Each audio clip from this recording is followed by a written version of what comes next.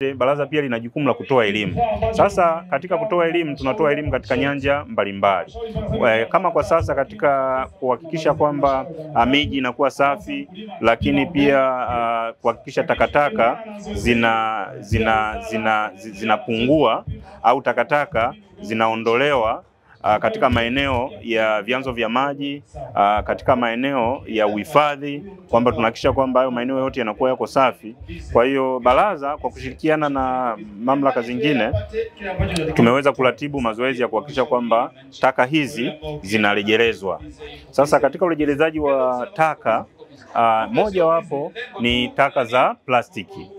Ndugu waandishi wa habari, taka za plastiki kwa sasa kwa mwaka tunazalisha takribani tani milioni 12 za taka, lakini miongoni mwa hizo takwimu zilizoko sasa zinaonyesha kwamba 7% ya taka hizo zinazozalishwa ni plastiki, ambao ni kiwango kikubwa ukichukua katika hiyo ratio ya milioni 12. Sasa kwa upande wa taka, tukianza na taka za plastiki, ni kwamba imekuwa fursa na tuko na kuhakikisha kwamba jamii na umma wa Tanzania wanafahamu kwamba taka ni fursa.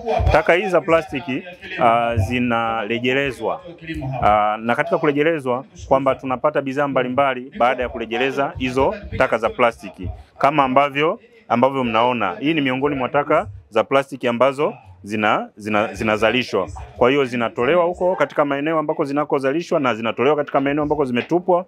Kwa hiyo hizi taka hizi zinachakatwa, na moja ya product tunayoipata ni hizi.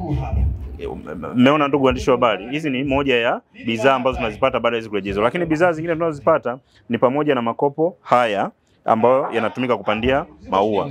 Lakini pia katika maisha yetu ya kawaida majumbani, kuhakikisha kwamba taka hizi haziendi kwenye vyanzo vya maji na kuharibu mazingira yaliyohifadhiwa, ni kwamba pia tunazipa thamani, tunaziboresha, tunatumia kama hivyo kupanda maua, waandishi wa habari. Lakini pia kwa sasa tuko na kuhakikisha kwamba hii taka ni fursa inafahamika zaidi kwa wananchi, na tunakoelekea sasa ni kutekeleza mpango mkubwa kushirikiana na mamlaka zingine, lakini na sekta binafsi, kuhakikisha kwamba hakuna taka ambayo itabaki majumbani, kwamba taka yote itakuwa na thamani.